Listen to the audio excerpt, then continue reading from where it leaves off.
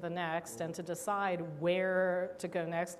It's a problem for multinationals who enter the continent as well. It's not just startups that have this problem. So when you're talking to clients who are trying to expand, and go from one country to the next, they have to make some decisions about where and how to do that. What kind of advice do you give people?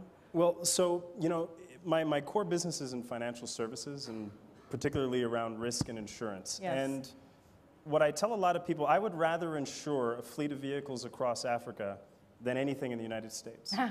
The reason being is risk in the United States is calculated by the imagination of 12 angry jurors.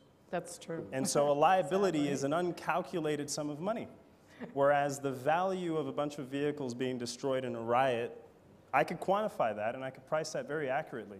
So to me, investors that are on the sidelines, whether you're an entrepreneur or an established firm like IBM, if you're on the sidelines on sub-Saharan Africa, I think you're missing out, as I've said in many, many sessions, you're missing out on the next 100 years of growth on the planet. But the way to do it ultimately is mastery of the downside. Understanding concretely what can go wrong, understanding concretely what are you going to do when things go wrong, because they will everywhere, but then go and invest and expand into new markets.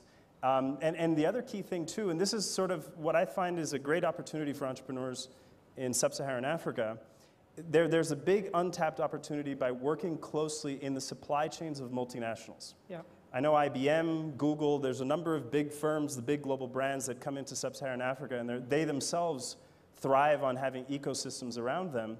And I think that instead of just going to go talk to investors about your pitch, prepare a pitch that's so perfect, you could use it for your sales strategy, you could use it to present to IBM, you could use it for angels, incubators, and the whole 9 yards. Create one story for your company, or your narrative, or your business model, and tell that story to everyone who can hear you.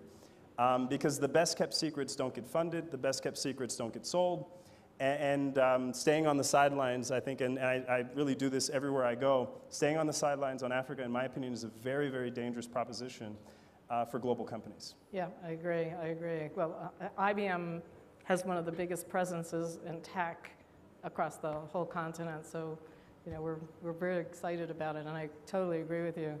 But Ty, when you coach entrepreneurs on how to scale and how to be successful, and they try